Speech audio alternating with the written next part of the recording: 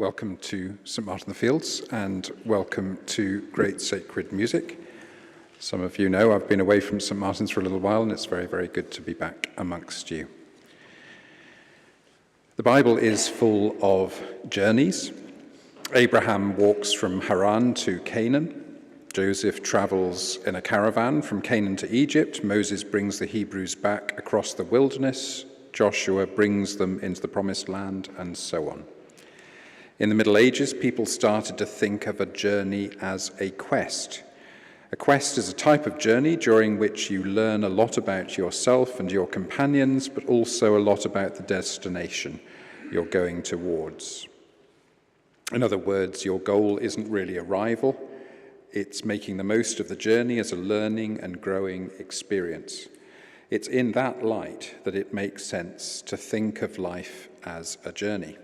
It's not about ever arriving. It's about taking the time to learn about yourself and your companions and to reflect on the destination.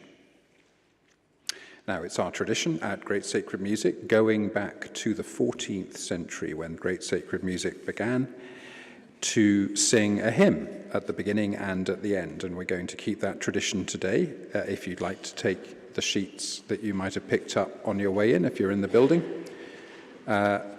we're going to sing a hymn written by a man called Horatio Bonner, who was a schismatic, which is a rather grand word for saying a bit awkward. The Great Disruption was a schism in 1843, in which 450 evangelical ministers broke away from the 1,200-strong clergy of the Church of Scotland to form the Free Church of Scotland. Now, those of you who are Scottish will know there's a difference between the Free Church of Scotland, the Free Presbyterian Church of Scotland, known as the Wee Frees sometimes, the United Free Presbyterian Church of Scotland. This is the Free Church of Scotland. There was a partial reunion in 1929, but there's still a Free Church of Scotland college next to the college I attended, New College, on the Mound in Edinburgh, even to this day. The main conflict, anyone remember? No one remembers. It was over whether the Church of Scotland or the British government had the power to control clerical positions and benefits. So it was about control. Well, I never. Horatio Bonner wrote this hymn shortly before he joined the Free Church Schism. Each verse has a specific gospel text. The first verse, Matthew 11, the second verse, John chapter 4, about Jesus and the Samaritan woman, if you remember, the third verse, John chapter 8. The tune Kingsfold, you'll be familiar with, written by Vaughan Williams for the English hymnal in 1906. We remain seated, the voices stand and lead us as we sing this beautiful hymn.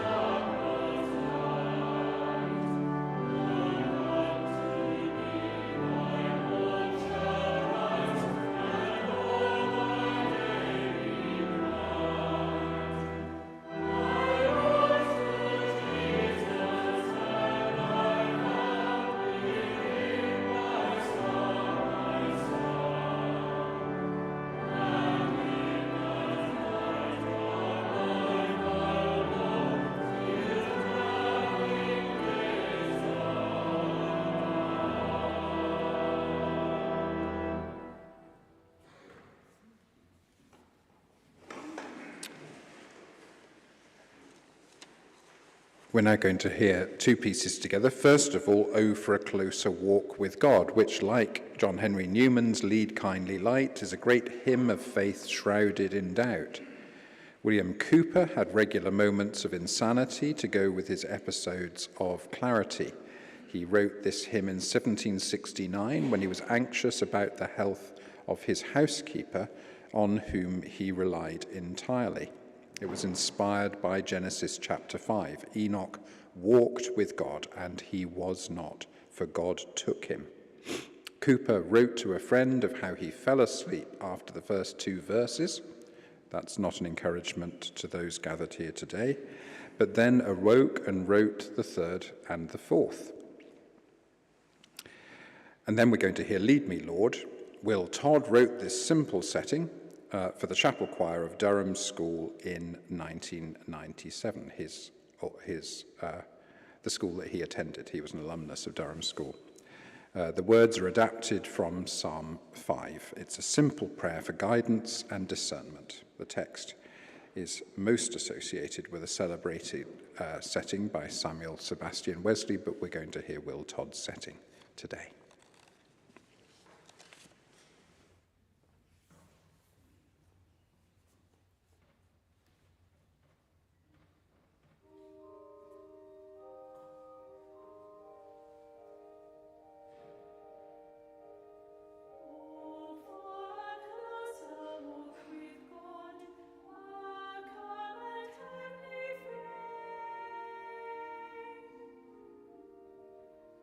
Alleluia.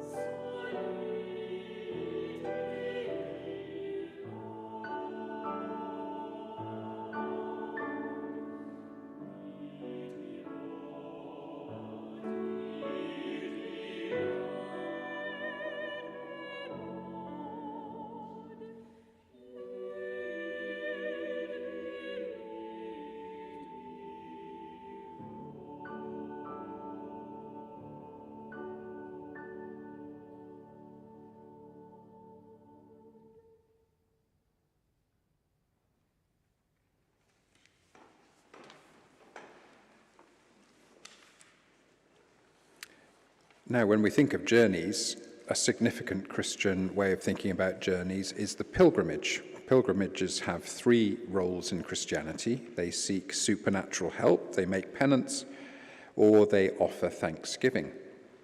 After the conversion of the Emperor Constantine, his mother Helena went to Jerusalem and started a tradition. Pilgrimages set out to Jerusalem, Rome, and Santiago de Compostela.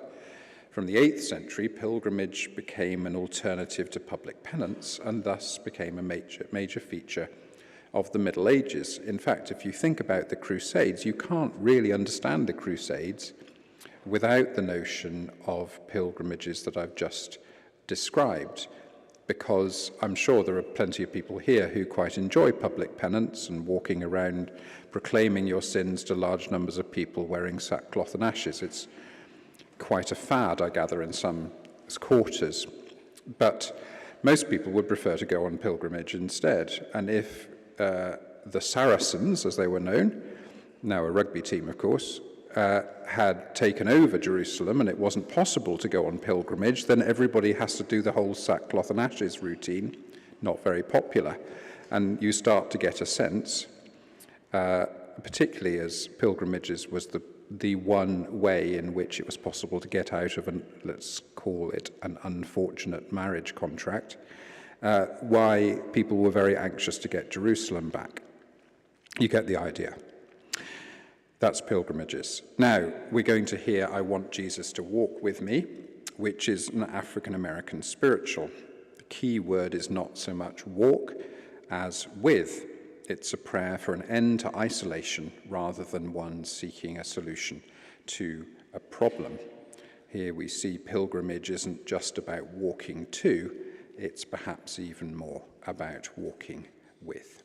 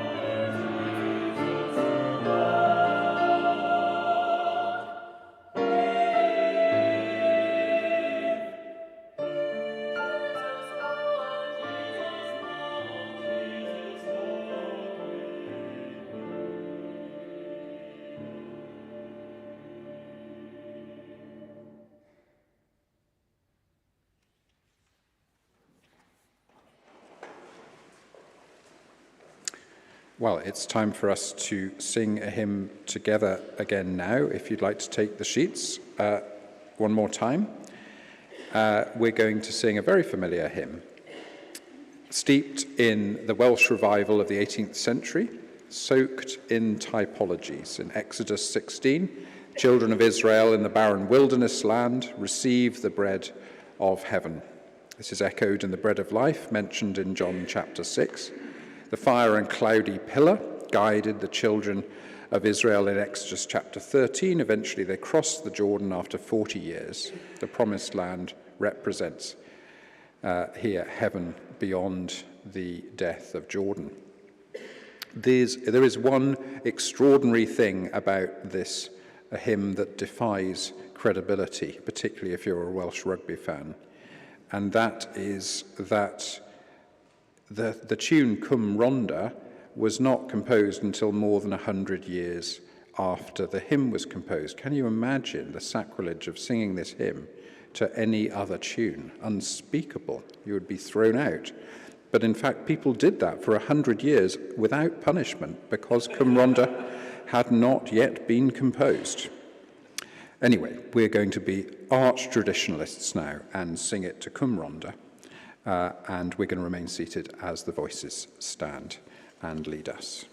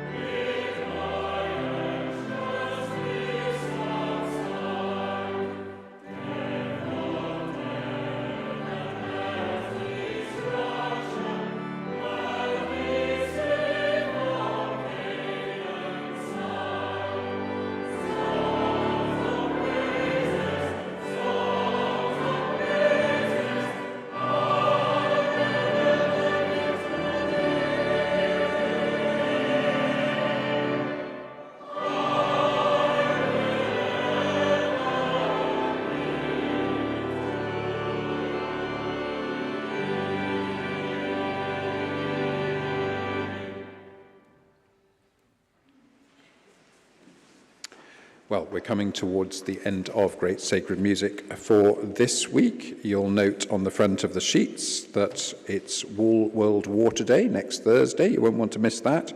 And then you'll see details about our sister programmes, Choral Classics on Sunday and In Every Corner Sing on Monday. Do join for those if you can make it or online.